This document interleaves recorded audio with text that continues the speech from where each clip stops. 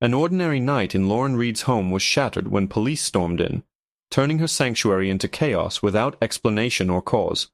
The officers, guided by mistaken assumptions and rigid procedures, saw Lauren as just another suspect, ignoring her voice and dignity. But Lauren held a powerful secret, her FBI credentials, that would upend their authority and force the truth into the spotlight.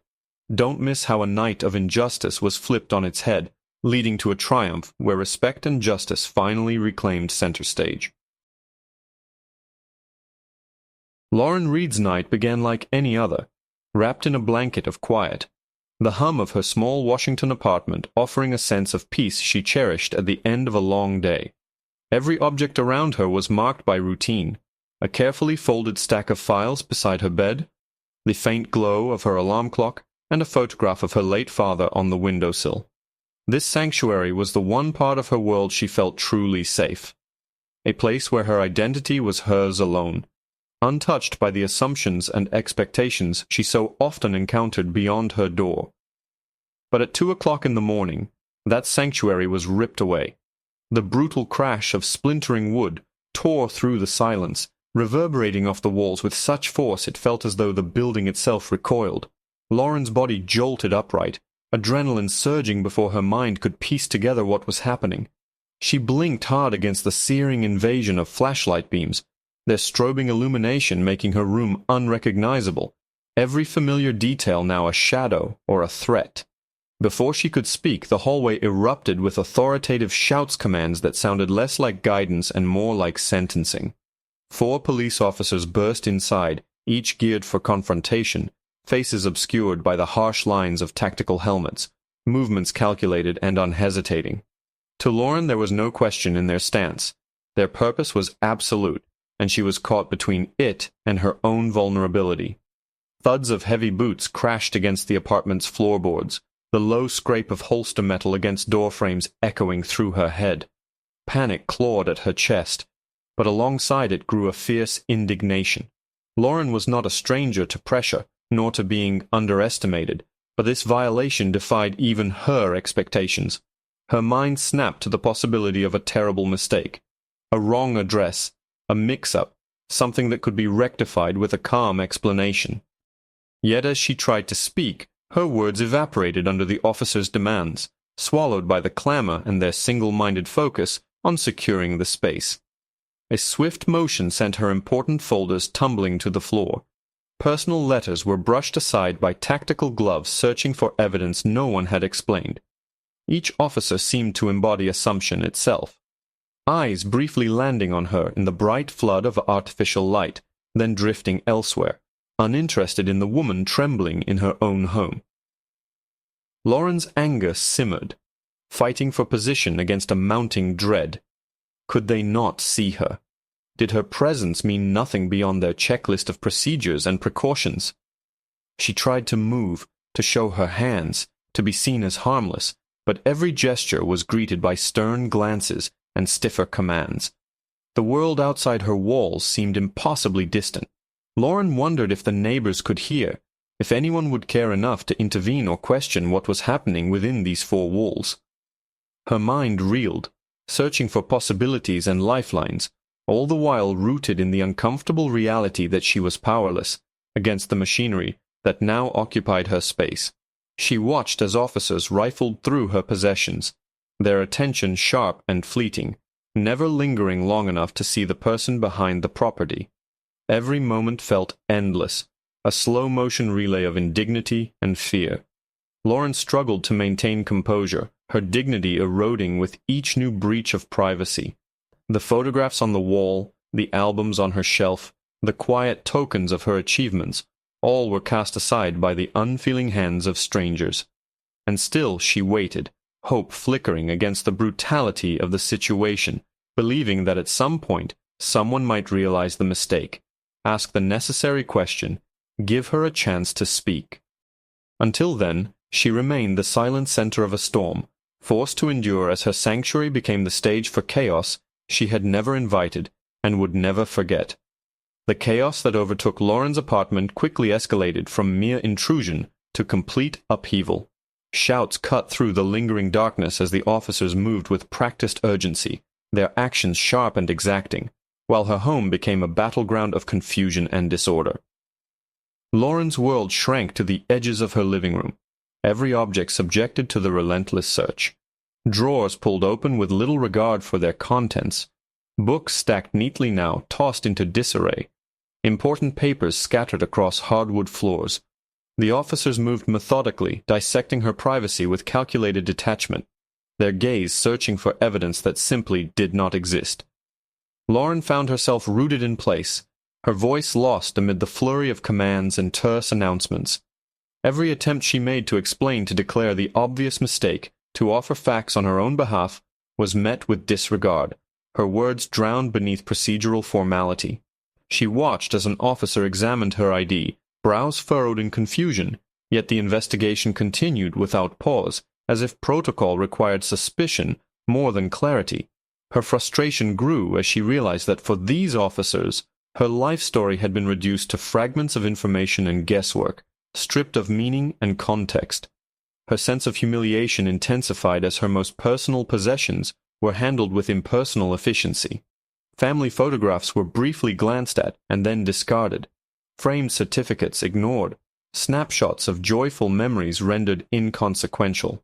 Lauren's home, once a space where she had poured her hard-earned stability and pride, was now devoid of its dignity. Each treasured item reduced to a mere object in the search. The officer's focus remained unwavering, eyes trained on data from their tablets and the address notes recited aloud, her name spoken not as a greeting, but as a case number. Pressed deeper into this ordeal, Lauren struggled to steady herself. She recalled her years of rising through challenge, her resolve in the face of injustice. Yet here, surrounded by strangers who refused to believe her, she felt the burn of helplessness and the sting of being misunderstood. In the eyes of the officers, she was no longer Lauren Reed. She was simply someone to be checked, an address to be confirmed, a problem to be solved. It was this feeling, the erasure of her identity, the refusal to hear her story, that cut deepest. What Lauren could not see was the subtle doubt flickering across the faces of two officers as they compared her address against a digital printout. The details matched, but the context did not. Still, procedure triumphed over reason. One officer mumbled about protocol, about needing confirmation, yet his tone lacked conviction, and no one seemed ready to halt the search or question its necessity. Lauren felt her frustration harden to pain. Each second spent in silence a reminder that sometimes the machinery of authority moves too quickly for truth to catch up. Her home continued to transform around her, the echoes of misplaced trust resounding with every open drawer and overturned photograph. Lauren's attempts to assert her innocence were met only with questions she could not answer, requests for clarity that implied guilt where none existed. Surrounded by the noise, the movement, and the unyielding scrutiny, Lauren realized that her words alone were not enough to reclaim her voice. Her determination, visible only in the set of her jaw and the steadiness of her gaze, was her final defense. As the minutes dragged on, Lauren stood her ground, enduring the unraveling of her personal sanctuary. She was both witness and victim to an unfolding scenario that bore none of her truth, yet carried all the weight of presumption.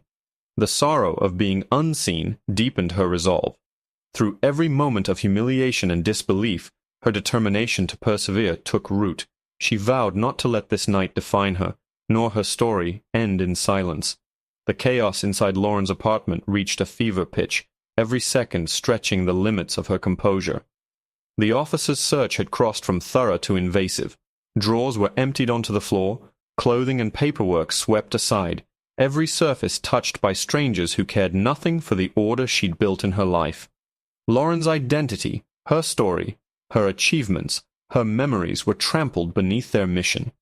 But as the tumult mounted, so too did her determination. In the midst of shouts and busy hands, she felt her anger harden into action. She watched as one officer, younger than the others and trying to project a sense of control, moved toward the steel safe bolted into the wall near her bookshelf. The safe contained the documents Lauren valued most, including a piece of her life that was both shield and sword. The officer glanced at her, suspicion clear in his posture, but Lauren saw this moment reflected in his eyes. He was searching for a story that fit his expectations, ready to find what he feared, rather than what was real. Lauren forced herself to steady her breathing, her hands trembling only slightly as she reached for her bag, tucked behind the armchair. Her mind raced through protocol and possibility, knowing how quickly perceptions could shift and how her silence had already been mistaken for guilt. The weight of the moment pressed down on her, but beneath her fear resided an unyielding belief in who she was. She withdrew her FBI credentials. Her wallet felt heavier than usual, the embossed letters of Federal Bureau of Investigation glimmering under the bright, artificial light. For a heartbeat, the whole room seemed suspended, every eye drawn to her movement, every voice quieted by the prospect of something unexpected.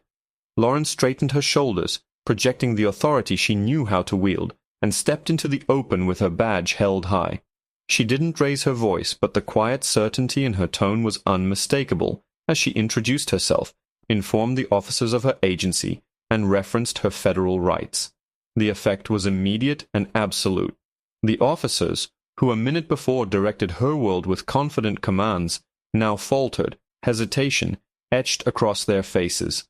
The younger officer stopped mid-step, his hand withdrawing from the lock of the safe, doubt replacing the resolve in his earlier actions. Another, the team's apparent leader, squinted at the badge as if searching for fault, his certainty undermined by the reality before him. Each one recalibrated internally, wrestling with the sudden shift in power. Lauren continued, her composure unwavering. She spoke with the clarity of someone accustomed to difficult rooms and tough negotiations, referencing her responsibilities within the Bureau and listing off directives that governed searches and inquiries at the federal level. Her words were measured, decisive. She asserted not only her innocence, but her rightful place among those who protected the law. For the first time since the invasion began, she felt the tide turning, not by force, but by the force of truth. A hush descended as the officers began to retreat into formality, the hustle of the search winding down to awkward apologies and attempts at explanation. The leader addressed her with a new tone, one that teetered between professional regret and reluctant respect. The sense of crisis dissipated, replaced by the uneasy silence of a mistake understood but not yet reconciled. Lauren watched them closely, both relief and wounded pride struggling within her. The badge had spoken for her in ways her voice could not, but the scars of distrust lingered. The officer's uncertainty made clear that assumptions, even when challenged by authority, are slow to fade. Still, in the quiet that followed, Lauren felt hope return, a hope that her story was being reconstructed, that respect was not lost forever. The power dynamic had shifted with unmistakable clarity. No longer simply a victim, Lauren stood as a force within her own home, reclaiming her dignity and her narrative. As the night wore on and the officers prepared to leave, she remained steadfast, determined to ensure that her truth was recognized and her space never invaded in such a way again. The badge was more than official. It was a testament to the resilience she carried, an answer to every unchecked assumption, and a reminder that strength sometimes requires restraint, wisdom, and the patience to wait for the right moment. In that moment, Lauren understood that her story had irrevocably changed, but it was once again hers to tell. Even after the officers had lowered their voices and begun to restore the fragments of Lauren's apartment, the tension remained suspended in the air, palpable and dense. Lauren, standing tall in the center of her living room, held her head high, her FBI identification visible, a silent assertion of her place and her right to be respected. The transformation in the officers was stark. Their urgency had fallen away, replaced by a mixture of professional embarrassment and personal remorse.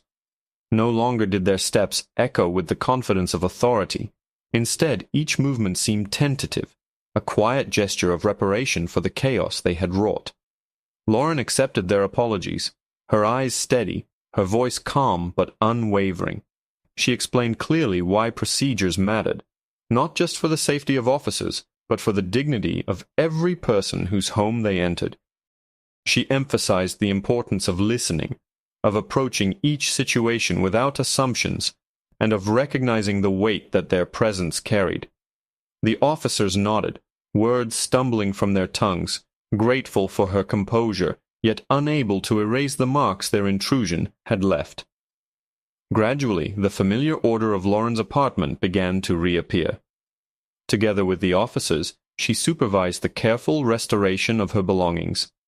Papers restacked, family photographs placed back with care, treasured mementos protected once more from harm.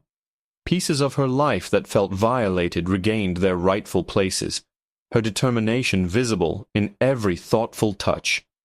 Her home, illuminated now by the soft morning light filtering through the curtains, was slowly restored, but her sense of control, lost for a time, returned stronger and more resilient. As the officers made final preparations to leave, their leader approached Lauren, offering a formal apology with genuine regret. He spoke of lessons learned, of reviewing protocols and improving their approach in future operations. Lauren met his gaze, her response measured.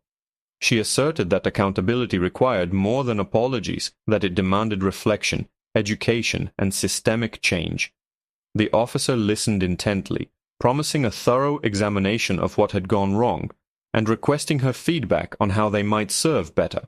Once alone, the solitude brought a wave of emotions. Lauren walked through her home, tracing each room with deliberate steps, her mind replaying the events in careful detail. The adrenaline of the night had faded, but her resolve remained. She made notes of what needed fixing and took time to ground herself, anchoring her thoughts in the strength she had summoned in the darkest moments.